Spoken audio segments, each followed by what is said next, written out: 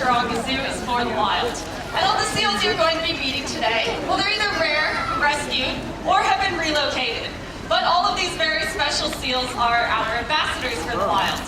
Now, the first seal we're going to introduce you to today, he's a very special seal indeed. Now, he's actually the newest member to our team here at Seal Theatre. He's just an 8-year-old puppy who goes by the name of Moby. Now, Moby is an Australian sea lion, and he was actually born right here at Taronga Zoo. And we do have a breeding program for this endangered species. Now, he's just a youngster, and he's in the very early stages of what we call his early conditioning.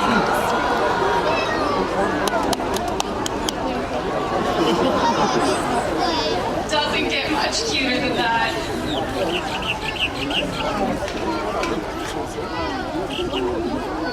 Now, Moby's just been getting used to all of the sights and sounds here at the zoo.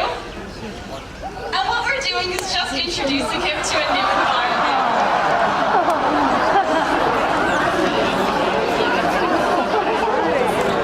That was not part of the script. So Moby will learn very quickly that he needs to be fast to get his fish up here because the gulls are very clever and they're always waiting nearby for that easy opportunity. Now for Moby, all we're doing is just letting him grow up, get used to all of the different sights and sounds around here, introducing him to new environments, and just giving an opportunity to explore that environment and become comfortable with it. Now it gives our trainers and keepers an opportunity to work closely with them to continue building that bond, that relationship that's really important for us, especially with our young seals, because it's going to set them up for a really happy life here with us. And so far, Moby's been doing a pretty good job. We don't expect much of him out here. We just want him to have that opportunity to explore a new area, to get used to seeing all the friendly faces in the crowd. And over time, as he does get a little bit more confident, we'll be able to start some training with him. But for right now, it's all just very simple conditioning. And he's also just getting used to eating solid fish. So most of our seals just gobble down their fish without even chewing it at all. But young seals, they do suckle from their mothers for the first few months of their lives. They're drinking milk, and over time they gradually wean off the milk, and they start to have solid fish introduced to their diet. And just like any young child, it can take them a little bit of time to understand what it is they're eating. They're not always that interested in it. And we give them a variety of fish as well. So again, like a young child, they might prefer one over the other. But it does take time for them to sort of get used to all of this. Moby's having a little bit of a chomping session today. Looks like you got that one done. Yeah, well done, buddy.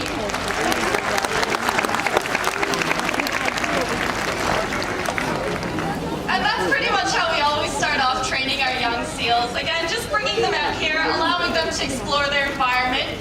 And over time, as Moby does gain that confidence, we'll be able to start training him some new behaviors. And he will grow much bigger over time as well. In fact, the next seal we're introducing you to is another one of our youngsters, but he's 3 years old now. So he's about double the size of Moby. He's grown quite a bit in a short amount of time. And his name is Max. Now, Max was also one of the seals born right here at the zoo, so we're really lucky to have such a successful breeding program because they are an endangered species. Now, Australian sea lions are only found along the southern coastlines of the country, and it's thought that there's less than 12 to 13,000 of them left in the wild. So it's pretty dire for them out there right now. So we're really happy every time we do have a successful breeding pair here. And Maxie's going to be joining us, showing us that next stage of training. Welcome, buddy.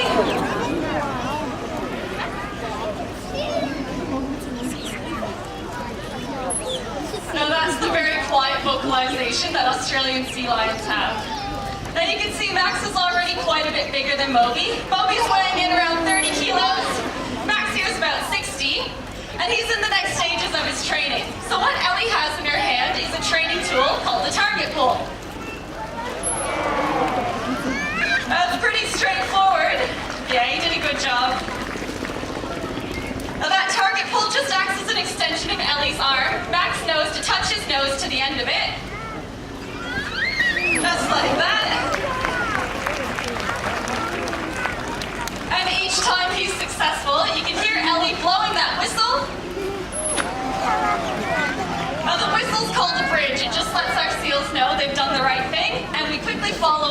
positive reinforcement, which usually for them is some of their favorite fish.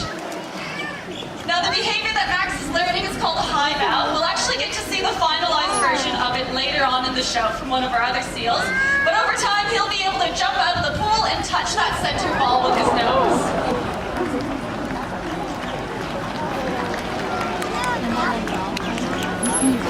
Now Max's training has come a long way in a pretty short amount of time. He's got a very strong bond with his trainer Ellie here. Nice work.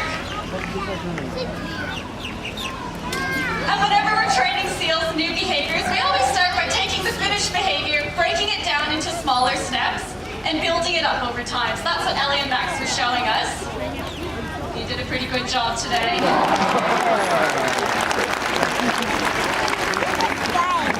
Well done from little Maxie. Now we never know exactly how long it will take each seal to learn a new behavior. Something like a high bow is pretty complicated because the final behavior will involve Max climbing all the way to the top of the wharf, then having the confidence to jump in the water, and the coordination to touch his nose to that ball. So each seal is different, but that's why we do like to break things down into those smaller steps to give them a chance to be successful at every little part along the way, keeps their confidence high, and it gives us a lot of extra opportunities to make sure we can reward them. Now the Australian sea lion, like I said, they're a local species.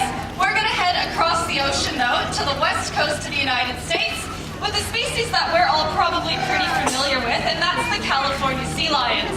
Now they're often the seals that we see on movies and commercials.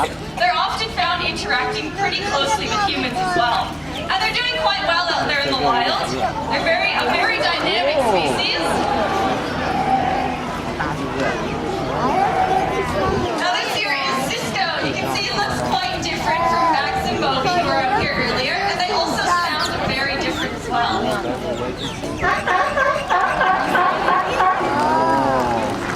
Welcome, buddy. So that characteristic barking sound is unique to the California sea lion. They're the only seal species in the world who make that call. Now California sea lions, like I said, they're often found interacting closely to humans. In fact, they're most famously found in San Francisco Bay on Pier 39. And you can find them all hauled up on the fishing wharfs in the hundreds and even the thousands. And it's not exactly known why that happened, but they are a really famous tourist attraction these days.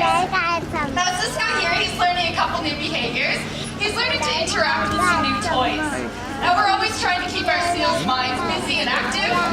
Well done. So this piece of kelp here is new to Cisco.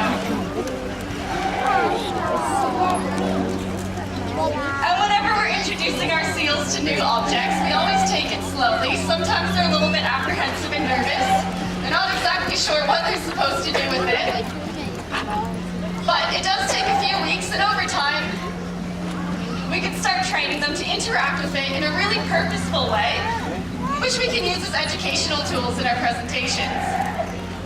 Now that piece of kelp that Cisco had earlier, that's a common sight you see out there in the wild. California sea lions are often found interacting with kelp forests. There's all sorts of fish and food to be found in them. Now unfortunately, living in such close proximity to humans, these guys often end up living closely to fishing nets. And fishermen, they do leave equipment behind. California sea lions are pretty clever. They know that where there's fishing boats, there's going to be a pretty good and easy supply of food. But sometimes they do get tangled up in these nets. Now Cisco's learning to interact with this net. And what he's eventually going to be able to do, we're actually going to see if he can do it now. There we go. Swim through, put it around his neck.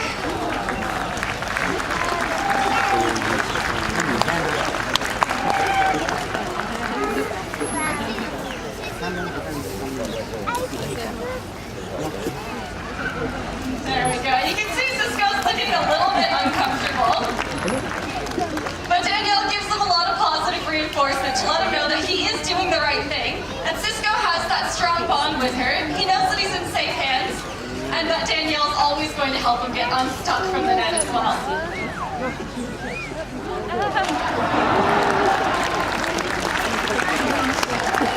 And Cisco is giving us a very important reminder with that sign just behind us.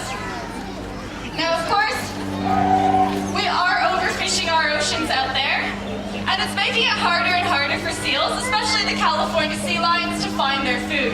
But the reminder that Cisco gave us is just that next time you're out shopping for seafood, do ask if they have MSC.